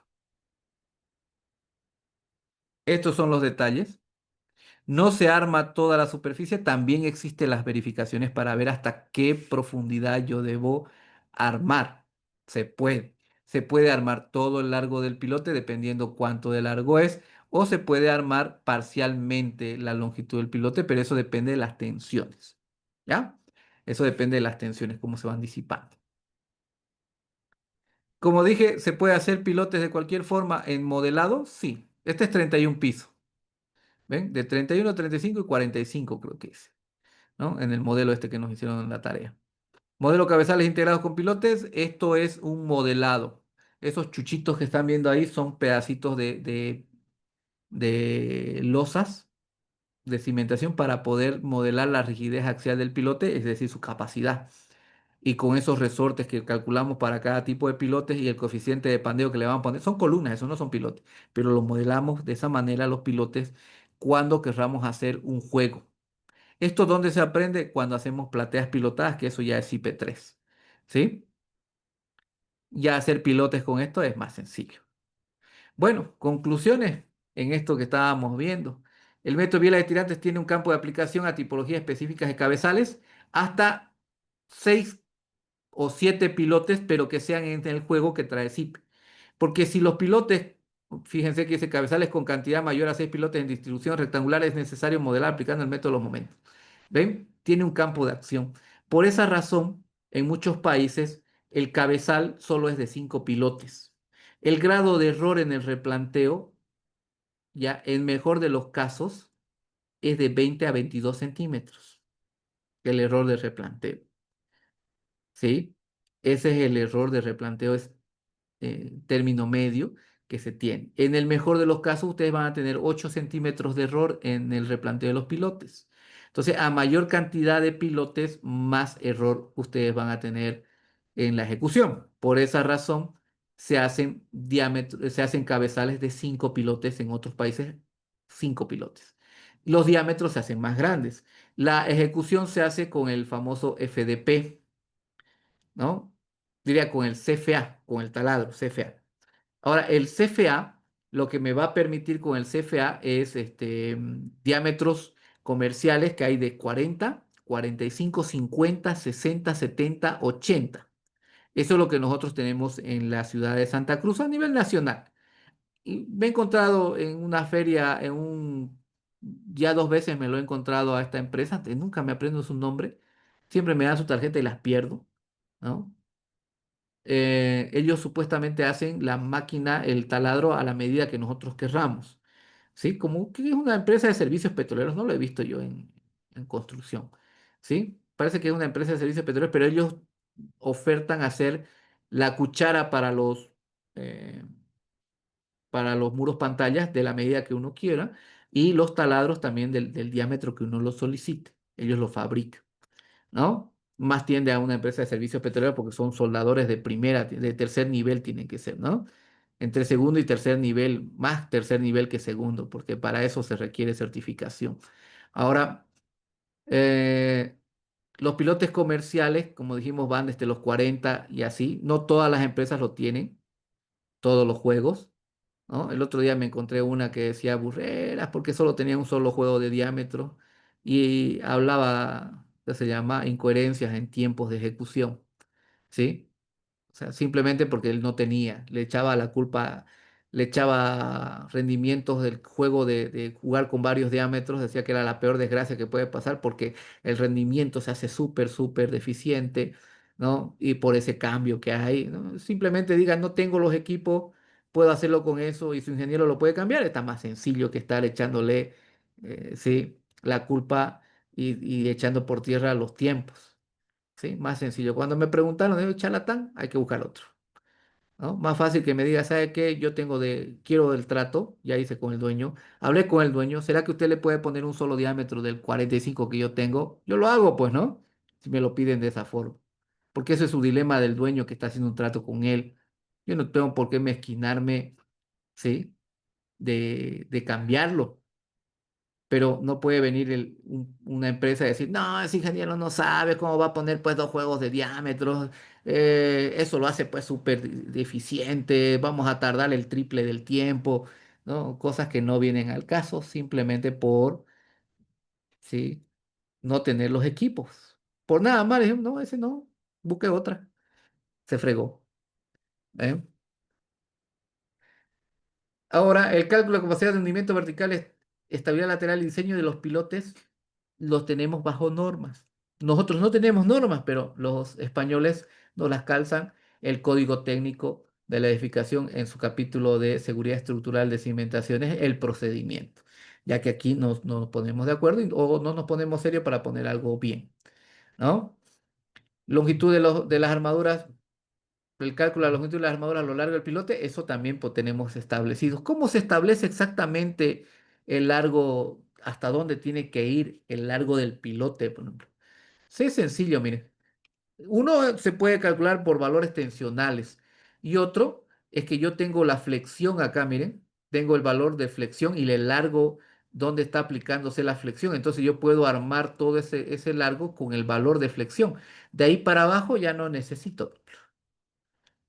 ¿No? Aquí ya puedo establecer exactamente la profundidad. El uno se hace por valores tensionales y este otro ya tengo mayor precisión hasta dónde se va a dar la flexión y es donde yo requiero, ¿sí? Las armaduras. Por valores tensionales yo me refiero al momento crítico de fisuración que se va a dar, ¿no? Si yo sé cuánto es el momento, el valor crítico el momento de crítico de fisuración, ¿sí? Si es superado ese valor, ya tiene que tener armadura.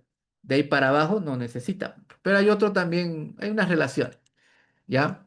Entonces, en recomendaciones, detallar el procedimiento estándar en el planteamiento de estas soluciones en normas existentes o crear nuevas que sean específicas para Bolivia. Dado como solución más económica para grandes edificios, se debe ser acompañado por profesionales, geotecnistas que los factores del suelo pueden diseño estructural en estos elementos. Bueno, esto lo apuntamos en los pilotes para plateas, porque eso es lo que hacemos en los edificios grandes. Ahora hacemos plateas de cimentación, no hacemos ya pilotes con cabezales. Capacitación técnica es lo que nosotros estamos viendo en este momento, pero falta, ¿cierto? Yo les estoy dando simplemente un pantallazo en esta clase, en la parte teórica, antes de entrar al CIPE. Yo puedo entrar al CIPE, les doy, esto se hace así y punto, me va a valer. Pero por lo menos le vamos a dar dónde están las cosas y las recomendaciones de qué libro ustedes pueden buscar. Entonces, en el tema de bielas y tirantes, que es obligatorio para el tema de los cabezales, aparte de la norma, tenemos estos dos libros, ¿ven?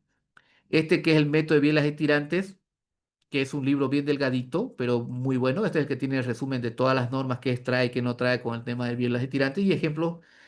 Tiene como un detalle de escritura a mano, o sea, no la escritura, sino los gráficos, es como si se hubieran hecho a mano alzada, ¿sí? Se ve bonito, ¿sí? Todo en blanco y negro, no hay nada de colores ahí. El método Viera Tirante es de este, ¿no? El de la H. Y tenemos el de Sosa, Miguel Sosa, Pedro F. Miguel Sosa, que son otros autores, hay un bollo ahí. Este, que está acá, método Viera Tirantes, ambos van a pillarlos en internet, ¿sí? Cuestión de ustedes buscar, ¿sí? Más que todo para verificación del cabezal. Ahora, si nos vamos al tema de los pilotes, qué es lo que hace CIPE con él, ahí tenemos el documento básico que dijimos, seguridad estructural en cimentaciones, ese, ya, ese. Y tenemos el que les dije que es súper especializado, este de José Luis de Justos Alpáñez, que es el coordinador, ya, es de la Universidad de Sevilla. No es solamente él, es el jefe coordinador, es un montón de ingenieros que han participado, todos los especialistas. Y este es el libro técnicamente el más, en español, el más completo, ¿sí? De pilotes. Entonces, ahí vamos a ver, cuesta 16 euros este libro, es grande. El amigo que compró este libro, al que le encargué, se sorprendió porque costaba 16 euros. ¿Por qué cuesta tan barato? Me dice, ¿no? O 19. No, 16 euros cuesta este.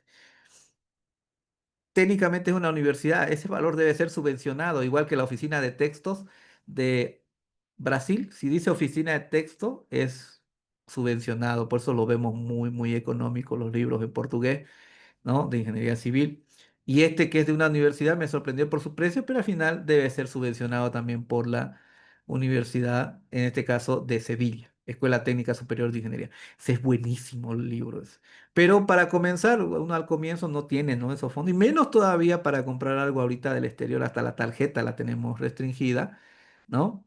Entonces, el código técnico de la edificación es gratuito, y pues este no hay en pirata porque es de recién.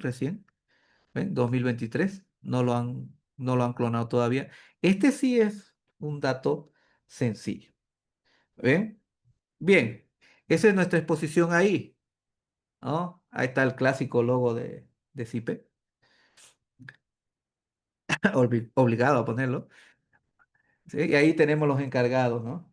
Ahí tenemos los encargados. Como esta es una presentación para Cochabamba, siempre tengo que poner el encargado de que está en Bolivia, lo tenemos a Franz. Es cubano, es interesante charlar con él porque siempre busca darle solución.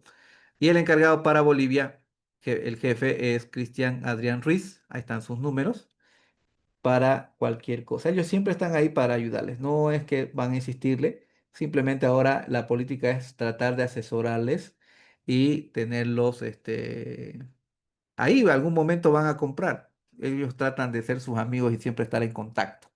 Sí, en una empresa ya lo hacían antes, ahora ellos ya han cambiado de esa forma. Me llamaban en tiempo de COVID, me decían, ¿y qué tal está? ¿Cómo está en Bolivia? ¿Qué están haciendo? Y solamente me llamaban para preguntarme, o sea, para decir, se acuerda de mí y me llama de España, ¿sí? No me quiere calzar nada en 8.000 euros, ¿no?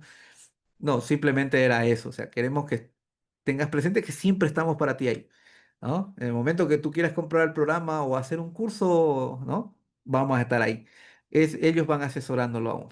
Bien, entonces ahí tenemos los datos y con eso hemos cubierto la parte de la teoría mínima que debemos manejar. Ahora, ¿quieren continuar o lo dejamos para la siguiente clase? Depende de ustedes, para que ya empecemos a trabajar con los cabezales. A ver, escríbame ahí si quieren continuar o lo dejamos para el lunes. Ninguno se manifiesta, entonces yo puedo seguir hasta las 10, ¿cierto? Para el lunes, dice ahí uno. Sí, para luego. Despacito se escuchó a alguien. Sí, bueno, entonces lo vamos a dejar para el lunes porque es cansador, ¿no? Y eso yo explico en 2 horas, ¿no? Cabalito, creo que eso me ha acelerado un poquito para explicarlo en 2 horas. Sé que cansa, ¿no? Y muchas veces ya seguir avanzando es complicado, ya no le ponemos mucha atención, ¿no? Pero tienen que empezar a acostumbrarse, porque en los cursos que se dan online ya de posgrado, o sea, comienza a las 7 y se termina a las 10. ¿No? ¿Por qué? Porque hay un control de calidad por detrás que obliga a que esté ese tiempo específico. No, nosotros obviamente vamos a alargar las clases que sean necesarias para cubrir todos los objetivos, ¿no? En cambio, las maestrías o diplomados, ellos tienen un calendario poco flexible. Es por eso que se exige y uno tiene que estar acostumbrado, ¿no? A esa exigencia de estar de 7 a 10. Entonces, o desde la mañaninga, los que van a semipresenciales, toda la mañana del sábado hasta las 2 3 de la tarde están ahí, o algunos hasta las 4 de la tarde están, desde las 8 de la mañana hasta la 1 2 3 4 de la tarde. Se tiene que acostumbrar, ¿no? Ese sábado está muerto. Bien, lo dejaremos entonces acá. El lunes ya nos vamos a la parte de aplicación del software, pero por lo menos ya vimos la parte básica, que es la parte teórica. Bien, lo dejamos hasta acá entonces. Nos vemos el día lunes. Buenas noches. Hasta luego.